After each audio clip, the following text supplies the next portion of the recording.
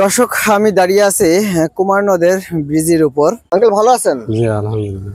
Uncle, এই যে ব্রিজটা করা হয়েছে আসলে 10 নম্বর বগুড়া ইউনিয়ন ও 11 নম্বর আবাইপুর ইউনিয়ন, এই দুটো ইউনিয়নের মধ্যে এই ব্রিজটা হওয়াতে কোন ইউনিয়নের লাভ বেশি বা জনগণের সবচেয়ে বেশি লাভবান হতে পারছে?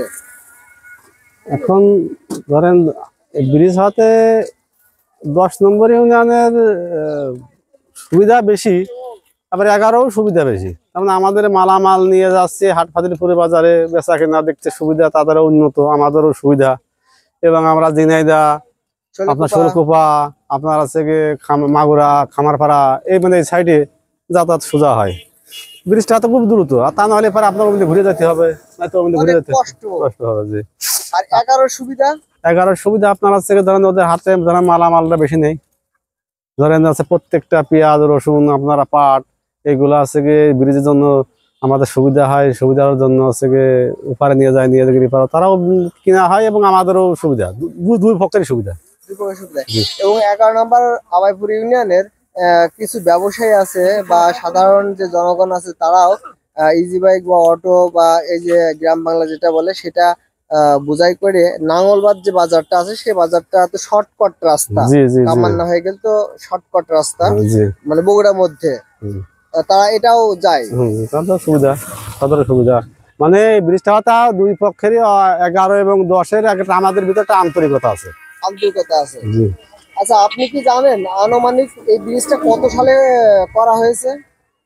এটা আমি সঠিক বলতে পারবো না, হয়তো তাও ধরেন 20-এর উপরে হবে, 20-এর উপরে চলে গেছে। 20-এর উপরে, প্রায় 20-25 সাল। 25, হ্যাঁ, এটা অনুমান। আর এই ব্রিজের আগে ছিল কি তখন কি সাঁকো? না, তখন সাঁকো হতো খুব কম, নৌকায় বেশি চলা হতো। নৌকাও বেশি, আর এই নদীতে ভরপুর পানি থাকতো সবসময়। জি জি জি। এই ব্রিজটা হতে আর কি আপনার এই যে নদীটা একটু ছোট হয়ে গেছে, মানে চারিদিকে চাপিয়ে হয়ে গেছে। আর তখন এই জায়গাটা খুব বড় আকারে ছিল, খুব বড় আকারের জায়গা জলা বেশি ছিল। আচ্ছা আচ্ছা, এই ব্রিজটা হতে আরো চাপে গেছে, ছোট হয়ে গেছে। হ্যাঁ, এই জায়গাটা ছোট হয়েছে, নদী তো ছোট জানতেন, মানে এই জায়গাটা ছোট হয়েছে যেন ওই সাইডে ময়লা মাটি ফেলে আছে, একটা সুযোগ সুবিধা পাইছে। এই সাইডে আপনার আগে ওই রাস্তা মান দিয়ে আগে আছে, এই জায়গা বেশ করে উঠারও ছিল অনেকখানি।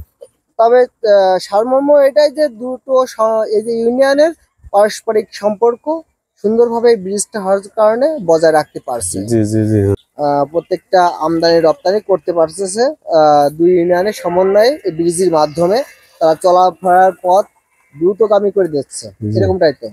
ধন্যবাদ আঙ্কেল আপনার বিশেষ কথা বলার জন্য। দর্শক, আপনারা দেখতে পাচ্ছেন যে কুমার নদের এই ব্রিজ দুটো ইউনিয়নের সমন্বয়ে হয়ে রয়েছে, যেমন 10 নম্বর বগুড়া ইউনিয়ন ও 11 নম্বর আবাইপুর ইউনিয়ন।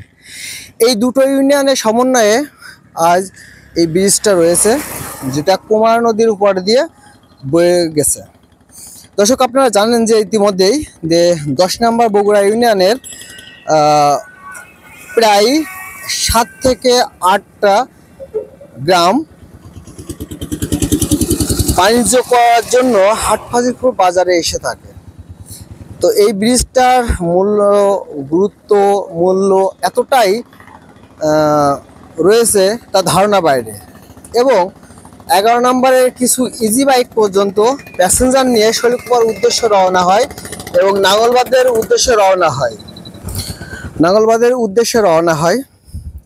সেক্ষেত্রে 11 নম্বর আবাইপুর ইউনিয়নের জনগণের উপকার হচ্ছে, তেমনি 10 নম্বর বগুড়া ইউনিয়নের সমস্ত লোকেরই যাতায়াতের পথ সুবিধা করার জন্য এই ব্রিজটা করা হয়েছে। এবং তারাও দ্রুত হাট ফাজিলপুর বাজার না, শৈলকুপা থেকে ঝিনাইদহ তারাও যাতায়াত করতে পারছে।